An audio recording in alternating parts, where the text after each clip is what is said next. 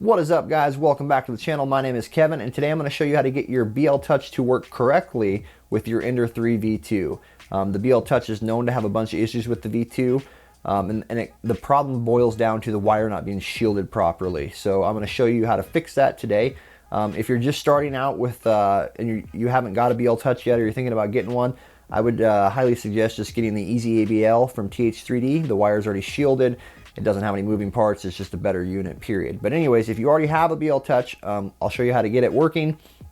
The issue is with the wire not being shielded, like I said.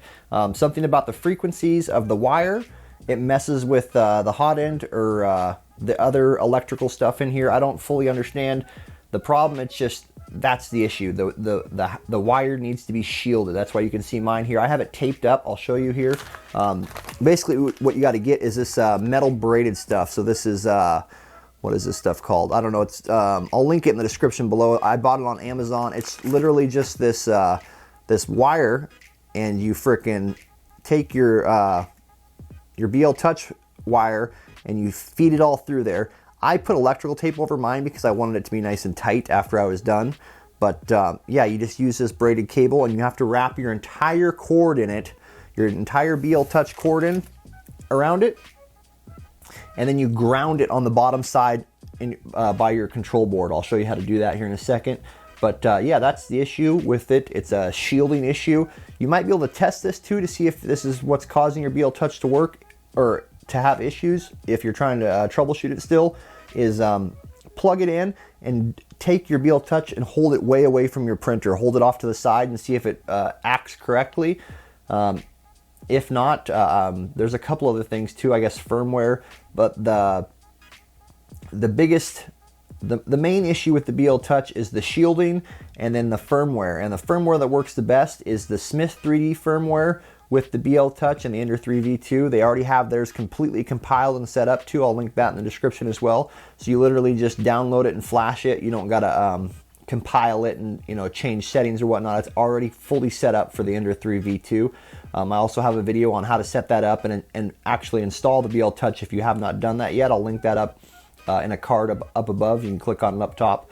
But anyways, this needs to be shielded. So I will, for time management, I will pause the video and fast forward and show you what I've got going on under the control board and how to properly ground it once you run it all the way down, yeah, back to your control board.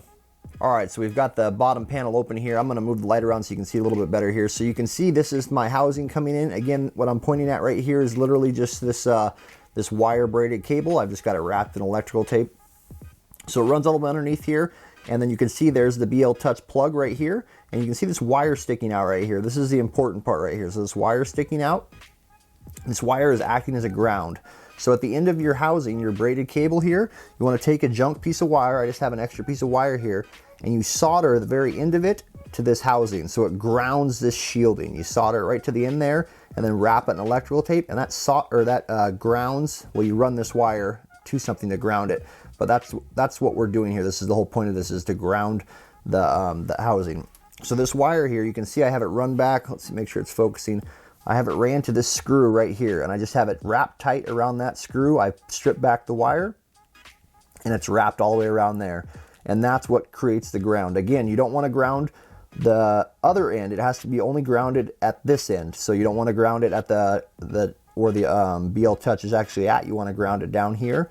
So run your wire, solder this little extra piece of wire to it, and then run it to a metal bolt that goes in your frame. It doesn't have to be that exact same one. You can pick a different one. You could use one of these frame screws or something.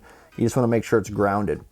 And anyways, that is how you get your Bltouch to work correctly with the Ender 3 V2. I'm running the Smith3D Firmware. Everything I talked about will be linked in the description below. If you have any questions at all, please feel free to let me know. Join our Discord or leave your comments below, and I'll be more than glad to help you out. Thanks for checking out the video. Please drop a like and subscribe to the channel. Let us know what else you'd like to see or what other type of content. And you guys have a good day. Thanks for watching. Peace.